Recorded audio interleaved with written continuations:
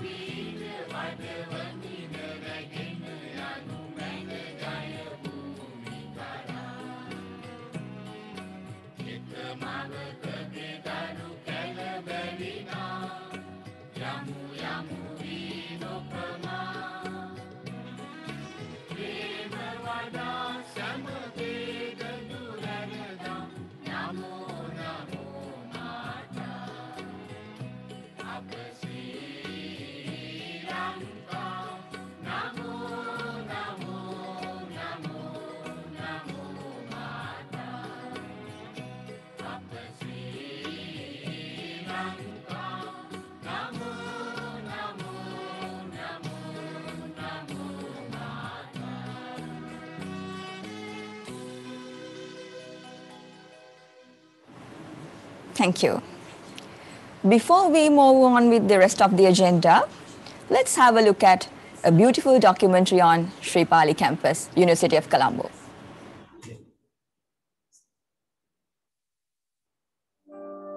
Sri Pali Campus, affiliated to the University of Colombo, is located in a place that is considered as the hub of education in the recent past. It has been a center for many schools of arts, crafts, and sciences, and a center for aesthetic studies for some centuries, emulating the Shantiniketan. It is ideally located in a mountainous area, an isolated place with no disturbance from neighborhood and with scenic beauty which offers a conducive environment to engage in any kind of intellectual activity. There is easy access from the campus to the metropolitan city, Colombo, due to the highway which runs around 10 kilometers away from the campus. With the vision of striving to be a globally recognized campus in generating, transforming, and transmitting knowledge, Sri Pali campus commenced its activities with the establishment of two faculties, namely Faculty of Mass Media and Faculty of Performing Arts in 1999. Currently, three departments, namely Departments of Mass Media, Computer Studies, and Languages, are functioning under the Faculty of Mass Media. The Department of Mass Media offers innovative courses which suits to the media art and media industry with a specialization of print media, media studies, television studies, and radio studies. The Department of Languages and Computer Studies, established officially in May 2015, offer computer studies and language courses to all undergraduates as service courses. The Department of Performing Arts, with the vision of creating a space for undergraduates to understand the society realistically and rationally, and creating it aesthetically, offers a 4-year unique special degree program with a specialization of film studies, art and design, drama and theater, dance, and music. Studying different disciplines in mass media and performing arts assist the undergraduates to face the challenges of keeping pace with the latest trends of technology. It aims to prepare students for work in mass media and arts related industries and train them to critically analyze the ways in which the media and arts reflect, represent, and influence the world. The print media unit and the audiovisual unit, functioning under the Department of Mass Media, offer the practical knowledge required for undergraduates.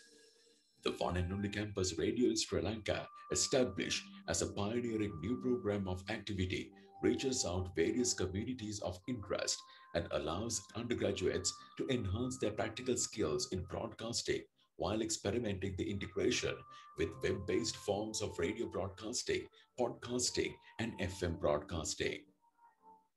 The students engaging in the fields of media and performing arts to make the arts their life's work are guided by the faculty who are themselves deeply involved in the creative processes in the fields of mass media and performing arts. The Center for Media Research of Sri Pali campus, with the vision of fostering an outstanding research culture and generating new knowledge through mass media and liberal arts research, constantly endeavors to develop outstanding research skills among the academic community, disseminate knowledge, and provides a space for them to work together and interact with the local and international researchers within the academic disciplines. The academic staff of high caliber at the campus are specialized in various disciplines with expertise in both theoretical and practical knowledge in their specialized fields and contribute to the rich academic and social culture of the campus. The campus provides its community with recreational facilities and other services through experience of enjoyment, physical fitness, and increased self-confidence through opportunities for togetherness. The library of the Sri Pali campus that possesses up-to-date materials, books, and other resources in the fields of mass media and performing arts supports the campus vision to discover, preserve, and disseminate knowledge and contributes to information access and scholarly communication to both staff and students in respective disciplines. Sri Pali campus gives a rich and influential context where self-directed learning is encouraged through assignments which foster discovery of knowledge, scholarly and creative productions, and collaborative projects. The academic programs and all other services of Sri Pali campus are designed to enrich the undergraduate experience in a rigorous academic environment. Obviously, with all these new experiences, life will be filled with an intellectual and personal growth among its graduates at the Sri Pali campus.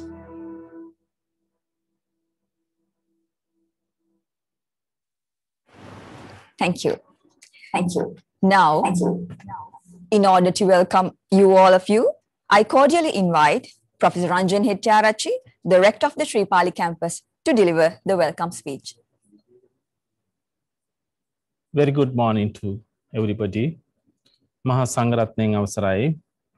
His Excellency Gopal Bhagle, the High Commissioner of the Indian High Commission to Sri Lanka, Professor Chandrikayan Vijayaratna, Vice Chancellor of the University of Colombo, Deans of the faculties, directors of the institutes, board members of the campus, head of the departments, professors and lecturers, Deputy Registrar, Assistant Bursar, Assistant Registrar, Engineer, Curator, dear students, media representatives, distinguished guests. We all are participation to a very important event of the campus calendar today. Annual Research Symposium is considered as the most important event to an educational institution as it opens up opportunities to all the academics to showcase their academic interest. People belong to different categories, got different interests. The true academics consider academic achievements as their main interest.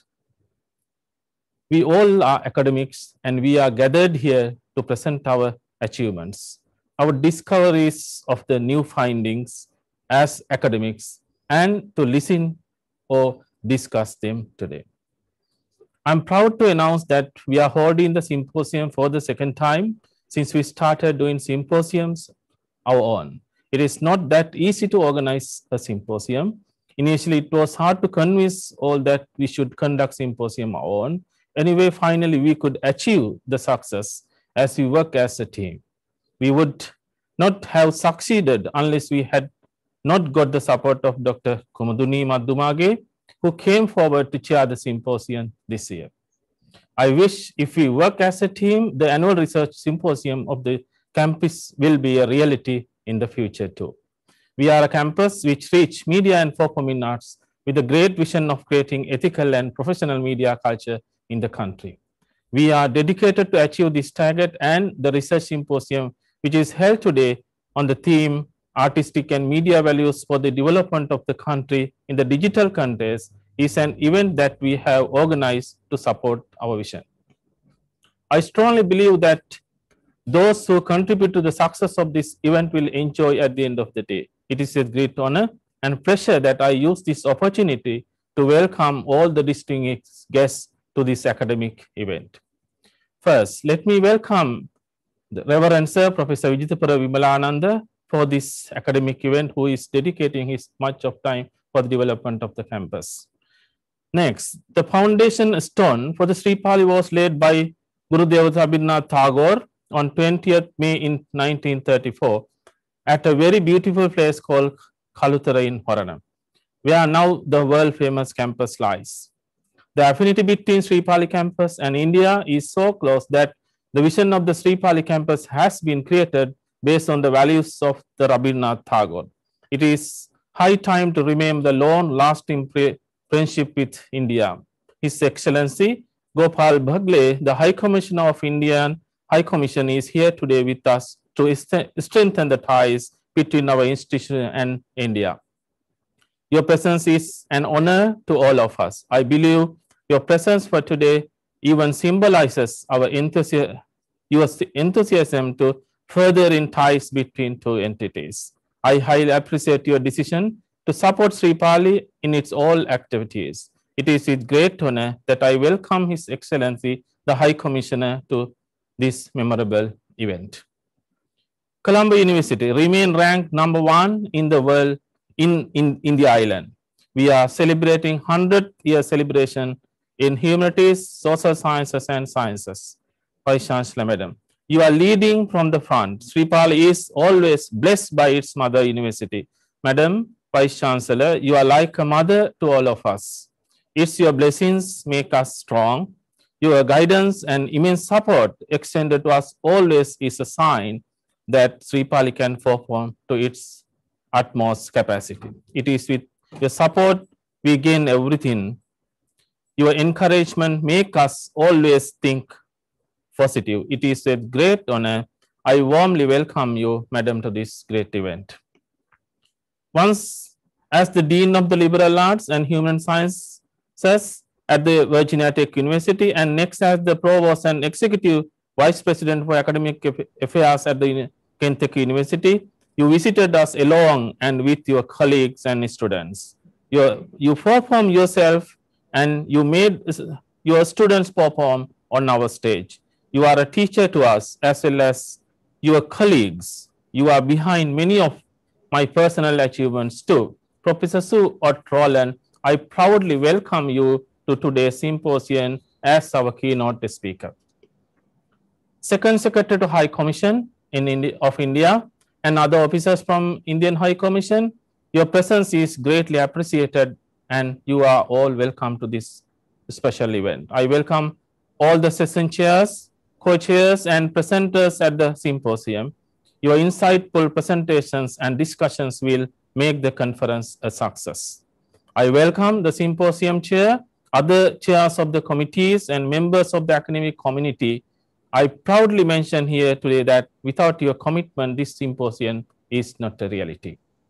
I also welcome all media personnel representing all media institutes. I also welcome all administrative officers, academic staff, non-academic staff, and students of the campus. I also welcome the guests and the personalities who came to take part in this important event at the campus. It's you all who supported us to make this event attractive. We each and everyone thank for your effective presence here at the Sri Pali campus.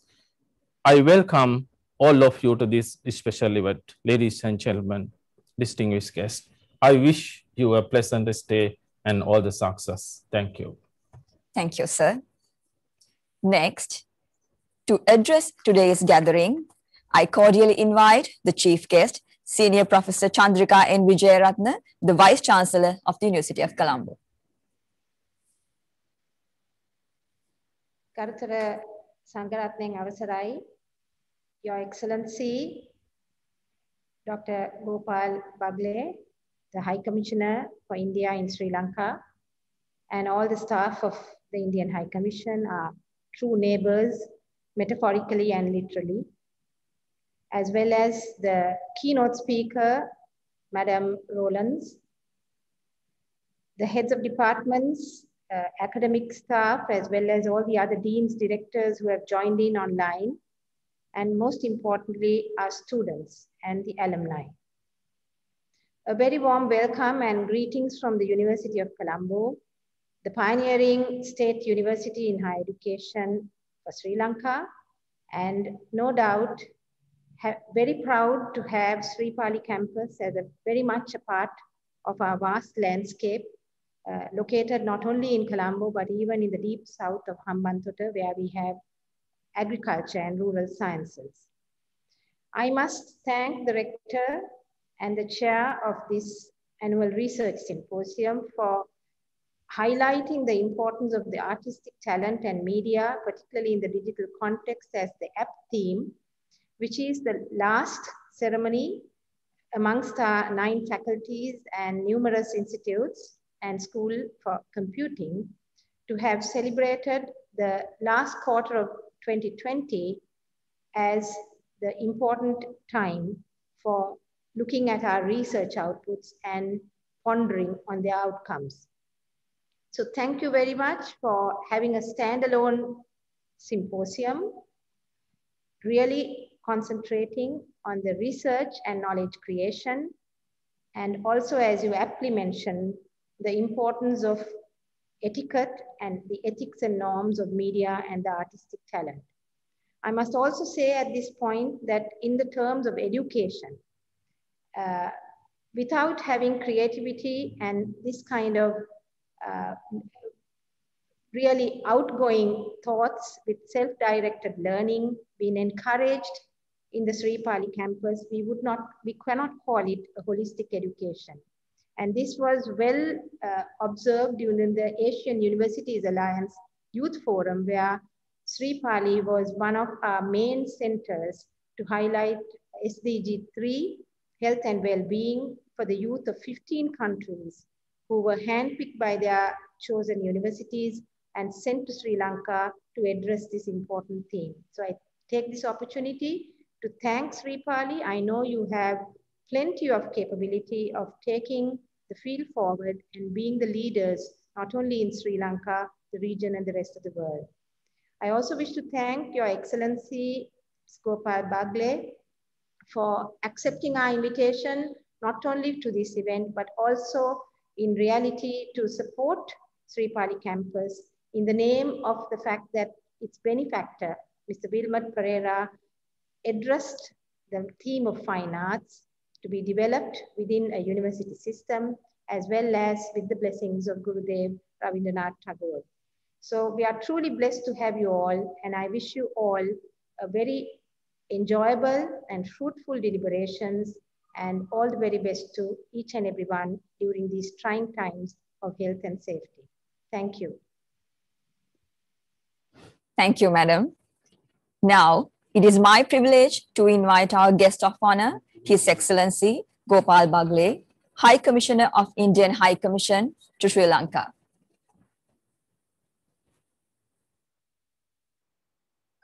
Professor Chandrika and Vijayaratne, Honorable Vice Chancellor of the University of Colombo, today's keynote speaker, Professor Roland, Director of Sri Pali Campus, Professor Hettiarachi, faculty members, participants in the symposium, friends, ladies and gentlemen, Aibovan, Namaskar, Manakam, very good morning to all of you. I'm indeed greatly honored to connect with all of you today through this message in today's International Research Symposium on Artistic and Media Values for National Development in Digital Context. Both art and mass media have a crucial role in diverse and pluralistic democracies such as India and Sri Lanka. Digital age presents both opportunities and challenges in employing these enormous forces for national development. India's motto of Vasudhaiva Kutumbakam, which means that the whole world is but one family, and the message of metta, that is compassionate love in Buddhism, a living dharma in Sri Lanka, they both envisage human existence and efforts for the good of all. This is why an endeavor such as today's symposium achieves even more significance. It is a matter of great happiness that this symposium takes place under the aegis of the renowned Sri Pali campus of the University of Colombo. As many of you would know, well before the independence of India and Sri Lanka, the celebrated Nobel laureate of last century, Gurudev Rabindranath Tagore, visited Sri Lanka and laid the foundation stone for Sri Pali campus in 1934, along with Mr. Wilmot Pereira, a revolutionary educationist, philanthropist, and an exemplary statesman. Mr. Pereira was deeply inspired by Gurudev Tagore and his university at Shantiniketan, which means the abode of peace, and which is now called Vishwabharati University. This campus was named by Gurudev Tagore as Sri Pali to indicate the abode of the goddess of fine arts. Since then, the college and now this campus of Colombo University has been instrumental in fostering culture and fine arts in Sri Lanka and forging close links with India through a galaxy of luminaries. It gives me, therefore, great pleasure also to note that High Commission of India in Colombo and the University of Colombo have assiduously nurtured the precious ties served by this institution. Recently, the High Commission of India has decided to award a gold medal every year in Gurudev's memory to the highest academic achiever in the Sri Pali campus. Friends, ladies and gentlemen, national development is, in its ultimate objective, human development. Human development in harmony with our environment, in the full glory of our rich heritage, and in step with changing times and technology. I'm sure that the keynote address of Professor Rollins and subsequent sessions in today's symposium will greatly illuminate many dimensions of this complex whole. I wish the participants a stimulating interaction. I thank the organizers for their effort in materializing this event today, overcoming the challenges presented by the COVID-19 pandemic. The invitation to me to address this event has given us another opportunity to highlight the close all-round ties between India and Sri Lanka, including in the all-important academic and cultural spheres. I am very grateful for that. I thank you all. Bahoma Stuti, Nandri, Dhanyavad. Thank you, sir. Ladies and gentlemen, on this very special occasion, we are highly honored to have Professor Sue Ott-Rollins as our keynote speaker today. So I cordially invite Professor Ranjan Hettiarachchi, the rector of the Sri Pali campus, to introduce Professor Sue Ott-Rollins to you. Thank you. Professor Sue Ott-Rollins was serving as the Provost and Executive Vice President for Academic Affairs at the Kentucky University. Prior to that, she was the Dean, College of Liberal Arts and Human Sciences at Virginia Tech. Ott-Rollins has served as Interim Dean to Toledo. Prior to this appointment, she served as Chair of the Department of Theatre and Film. She was an Associate Professor and Head of the Acting and Directing Program in the Department of Theatre at Ohio State University. She is the Artistic Director for the Cleveland Women's Theatre Project, an organization she co-founded in 1995. She is the former Associate Artistic Director of Roundhouse Theatre in Washington, D.C. and Managing Director of the Actors Space in New York City. Ott-Rollins' career has spanned higher education, administration, university teaching, arts administration, and professional theatre. She continues to work actively as a theatre professional and travels extensively as part of her ongoing efforts to establish and promote international study abroad opportunities and international arts exchanges. She is considered an authority on acting techniques and international arts collaborations. In addition to Ohio State University and the University of Toledo, Ott-Rollins has been on the faculties of university and professional training programs throughout the country, including Circle in the Square, New York University, the Actors Space, the American Music and Dramatic Academy in New York City, Western Maryland College, Webster University in St. Louis, and the Cleveland Playhouse. She continues to teach internationally and has conducted residencies at Toi Whakaari, New Zealand Drama School and Victoria University, National Taiwan University, Chetana Theatre and Rangayana Theatre in India, the University of Debrecen, the University of Sage, Hungary, and universities in Sri Lanka. Ott-Rollins receives a bachelor degree from Oklahoma Christian College and her master's in fine arts degree from the University of Oklahoma. This highly esteemed academic is with us today. I am proud to invite Professor Sue Ott-Rollins to deliver the keynote address. Over to you, Professor Sue. Thank you.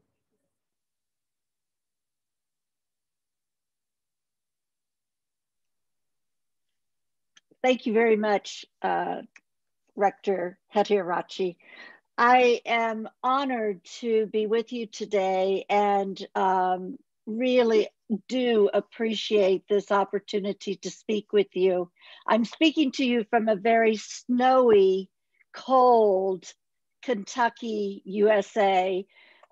very different than my wonderful, wonderful memories of Sri Lanka. And I wish I were there with you today instead of here, actually. But I do want to bring greetings and gratitude to His Excellency, Mr. Gopal Bagli, to Vice Chancellor Vijayarapni, to Rector Ranjan Hetirachi, to the conference chair, conference committee members, and to all the participants. It is my pleasure and great honor to be with you today.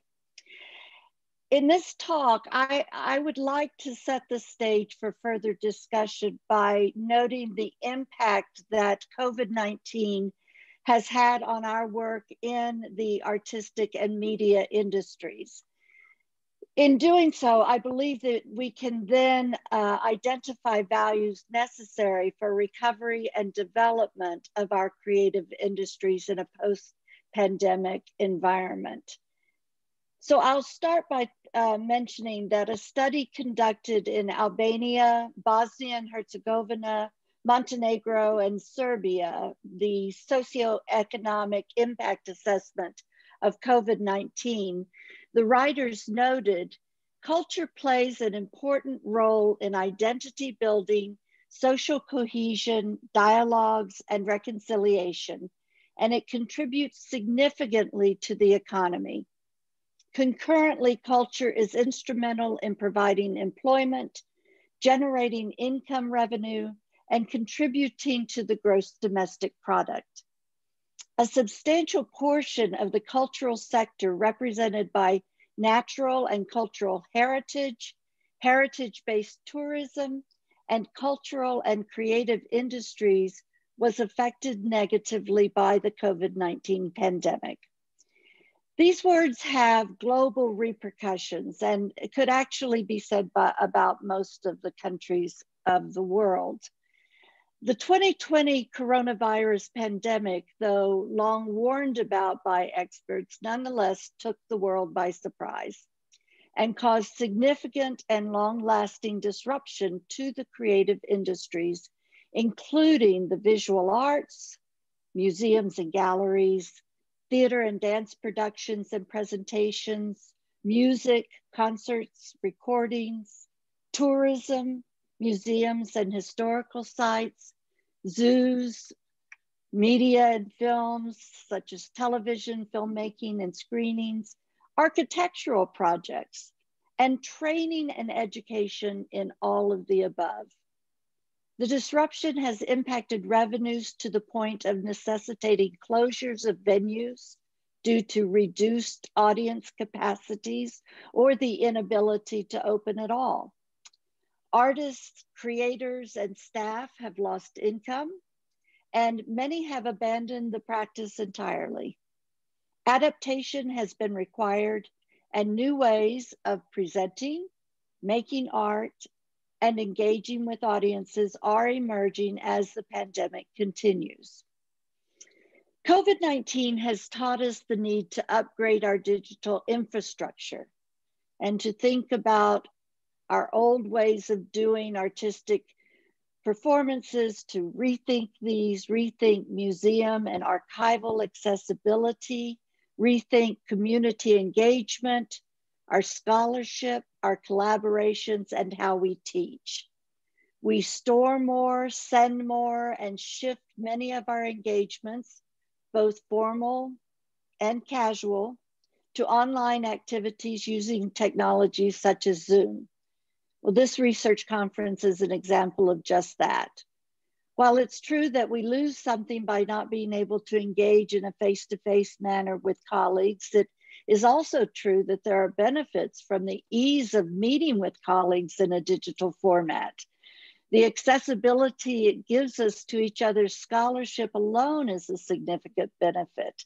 Saving travel costs, well, maybe not simplifying logistics, but removing obstacles from bringing different institutions together all reshape our practices in conferring with groups and individuals who are now able to mix more freely.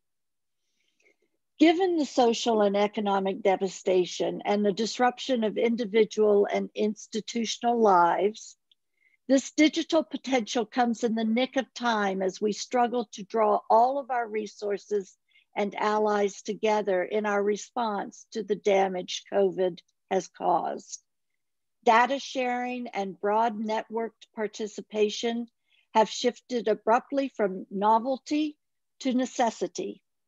So with this keynote, I do hope to set the stage for deep and thoughtful sharing of the values that drive our work in the creative industries toward new adaptations and broader disseminations, instigated by, but persevering beyond the current pandemic. So let us begin by looking at a brief history of the pandemic and its impact as it relates to the creative industries. So beginning in early 2020 and continuing through late March of 2020, arts organizations around the world, starting with China and East Asia, curtailed public activities and then closed completely. By April, most cultural heritage organizations had closed, and the public was restricted from other venues either by the organizations themselves or by government decree. At the height of the global lockdown, 90% of countries had closed their World Heritage properties. In Sri Lanka, the decline in human and financial resources has affected the maintenance and operation of heritage sites, with archaeological monuments particularly at risk. As experienced in numerous countries, reduced security has elevated the risk of theft of artifacts in cultural sites. Even today, dates for reopening and a full return to normal operations are unknown throughout the world.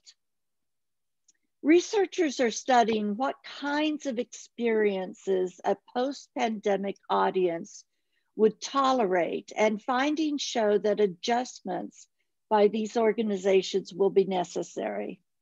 The most commonly cited reasons that the public would feel safe in returning to cultural experiences would be the availability of a vaccine, the lifting of travel restrictions, the nature of the experience, whether it was indoors or outdoors, and the ability to maintain safe protocols such as social distancing, masks, hand sanitizer, etc. It's interesting to note that the organizations that have begun to reopen are employing these strategies in addition to allowing many fewer visitors than in normal operations. The Carnegie Museum of Natural History in the United States is an example of this. They now allow only 15% of the building's occupancy to attend the museum at any given time. Timed tickets are required. But let's go back to the history for a moment. On March 12th in the United States, a number of things happened. Led by the Metropolitan Museum of Art, museums in New York, in Boston, Washington announced closures. The same day, it was announced that all Broadway theaters would cease performances for at least a month. Cinema theaters closed. And a few days later, the American Library Association strongly recommended that all libraries in the country should close. March 12th also saw the closure of museums, cultural activities, and performances elsewhere in the Americas, including South America. At the same time, the same thing was happening in Australia, in Europe, India, elsewhere around the world. Sri Lanka saw musical performances, theater, film, and teledrama productions, music, book exhibitions, and similar activities almost entirely come to a halt.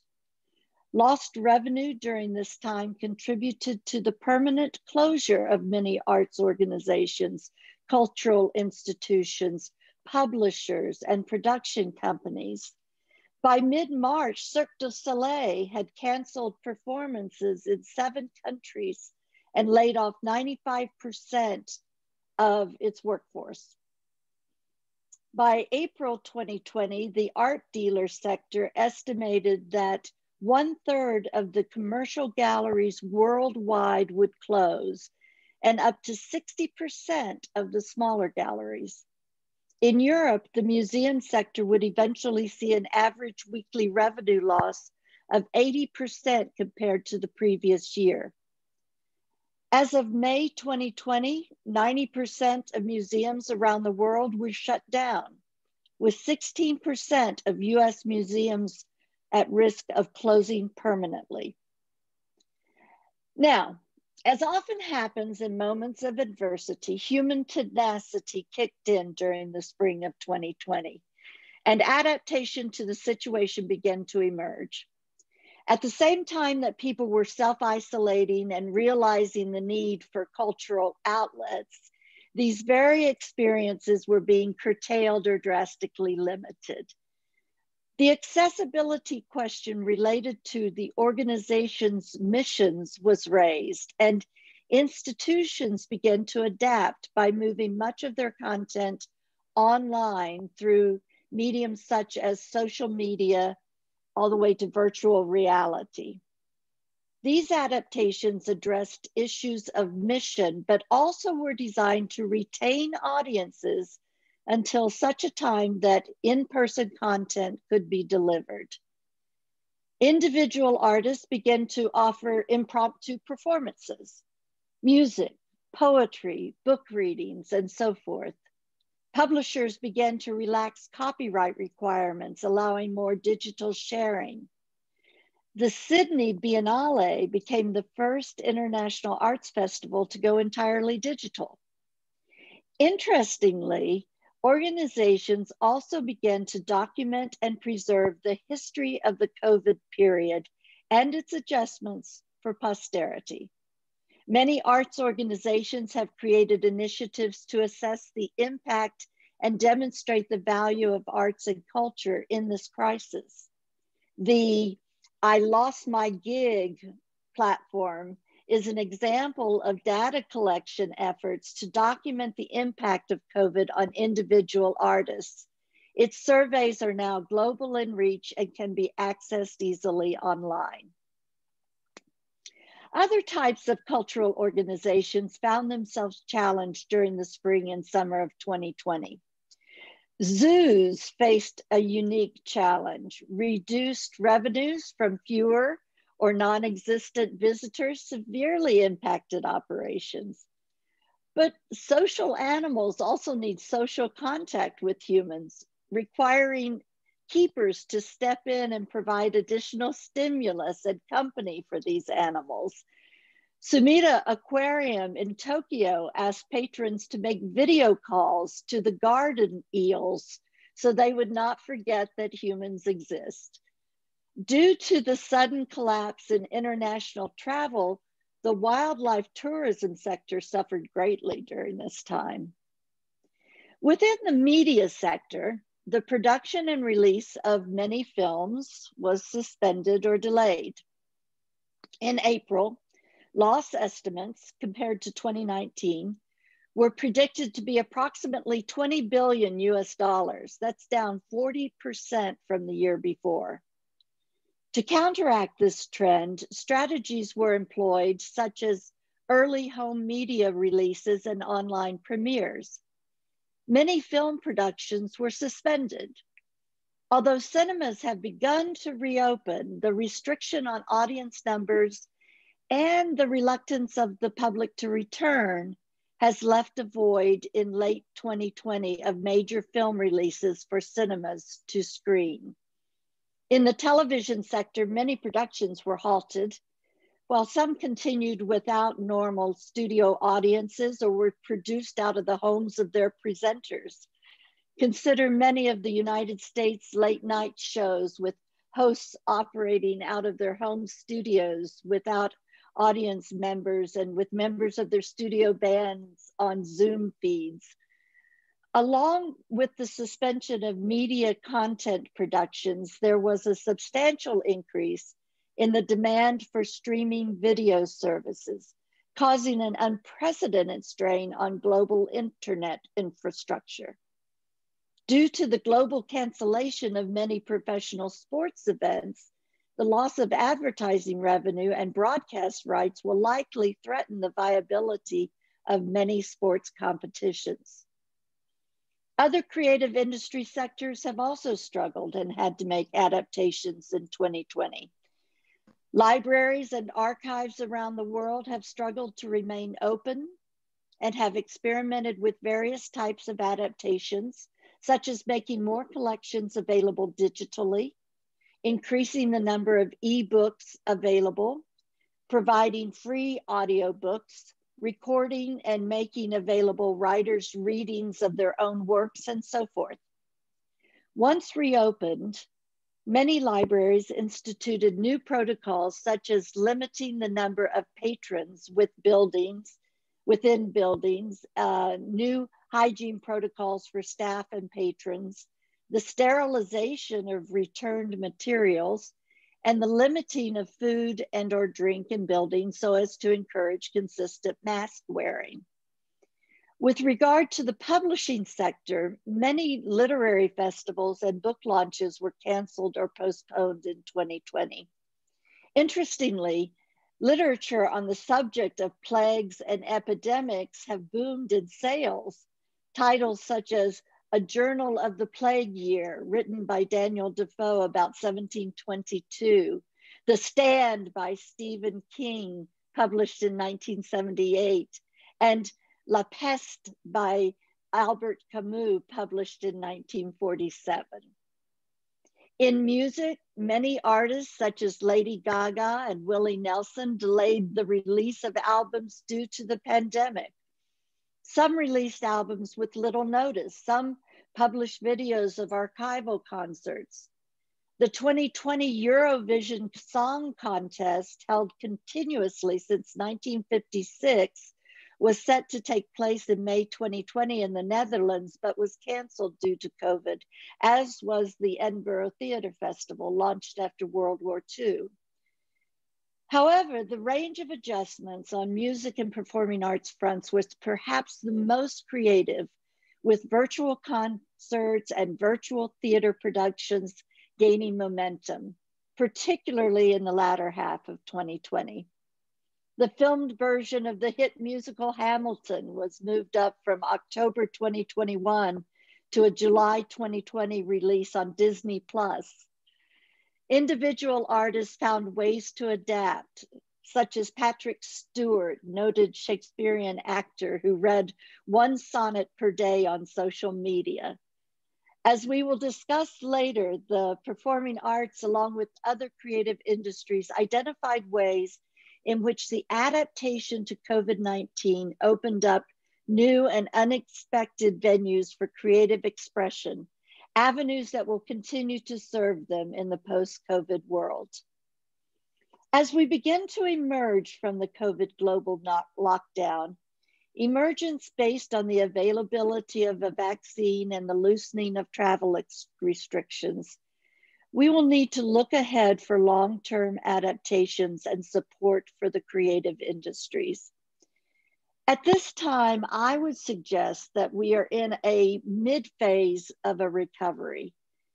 We're past the immediate short-term adjustment to the pandemic, but we're not yet in a post-pandemic period. Our situation now is how to sustain and strengthen the financial, cultural, and health accommodations to the ongoing threat of the virus. How do we continue with and institutionalize our discoveries and adaptations that we necessarily made in 2020? The year 2021 is likely to be a year of solidifying new ways of operating, training, producing, and disseminating creative production and scholarship. Cultural institutions are finding ways to keep their patrons safe in face-to-face environments, such as digital ticketing, fewer intermissions, socially distanced concerts, and digital exhibitions. Many presenting organizations are swapping physical performance space for virtual ones by broadcasting performances online and posting online exhibitions and tutorials, for example. The pandemic prompted an unprecedented acceleration in the digitalization of culture, with lockdowns resulting in massive increase in online consumption of and participation in arts and creative industries. But we mustn't forget that in many parts of the world, digital solutions are not an option. An estimate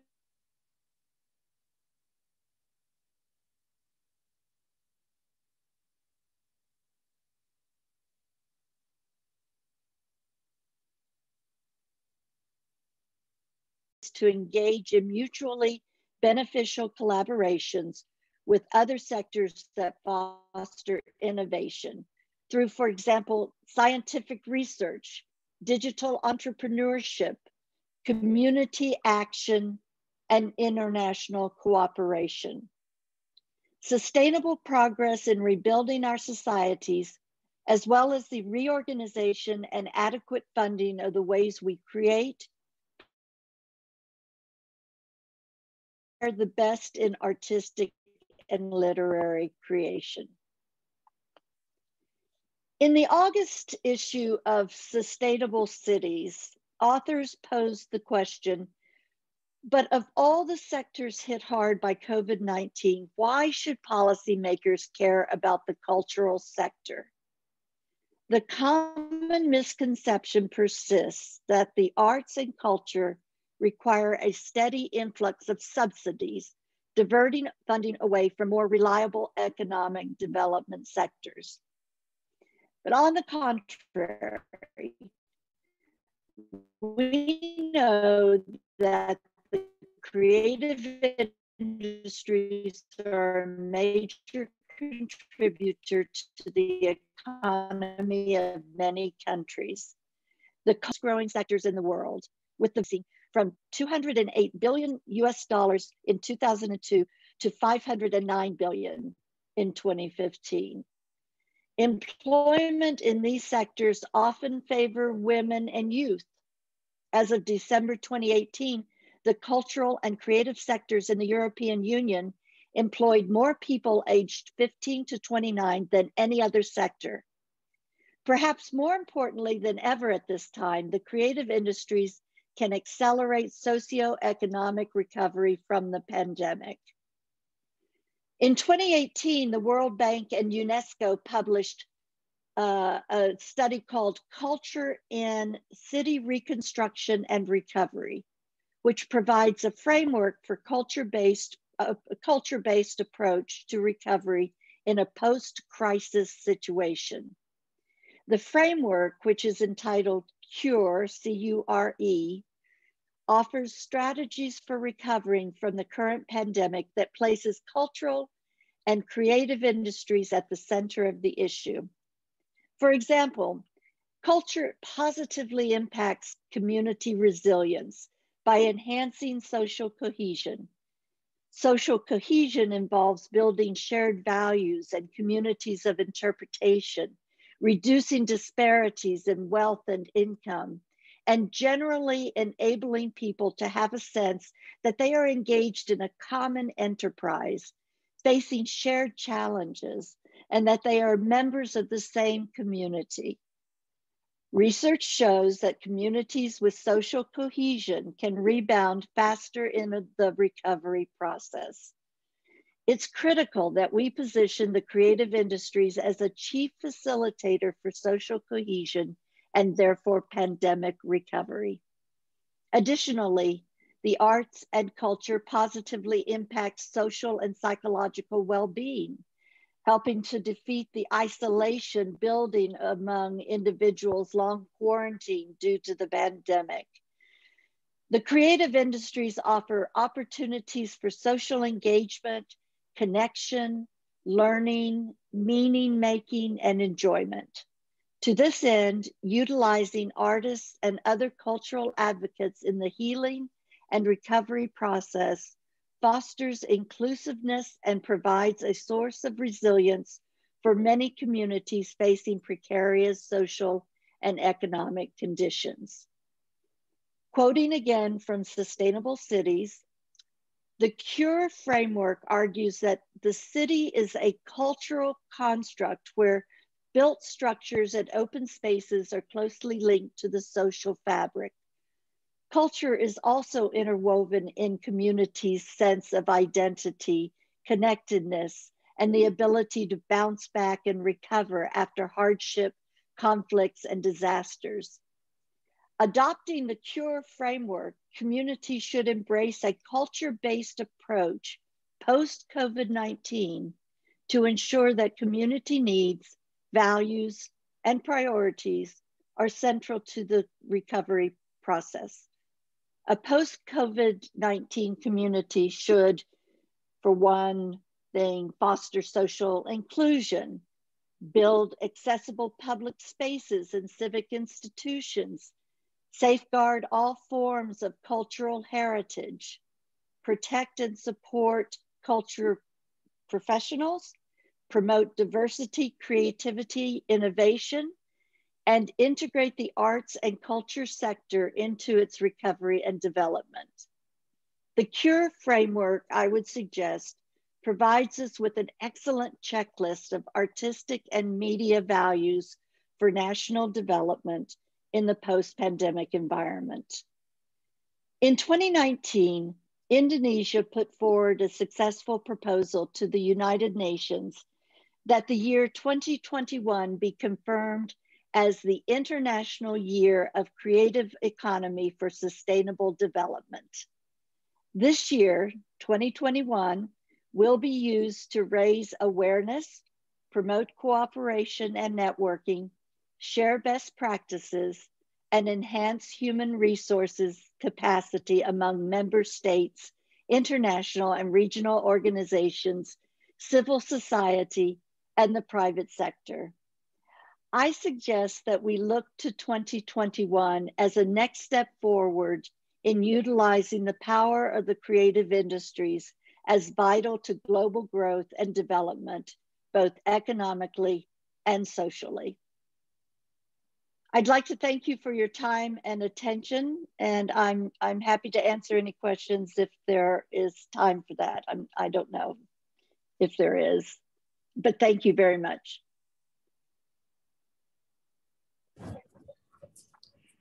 Thank you very much, Madam, for your thought-provoking address. And we strongly believe that you have created a perfect platform for academic sessions lined up ahead. If any questions have for our keynote speaker, we would like to have them from the audience.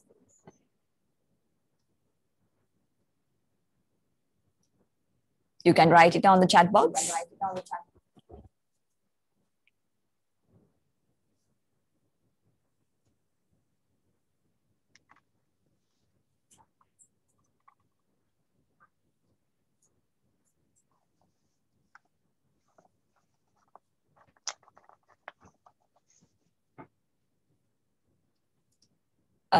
Well, if we get some questions, we will definitely forward it to you, Madam. Thank you very much again.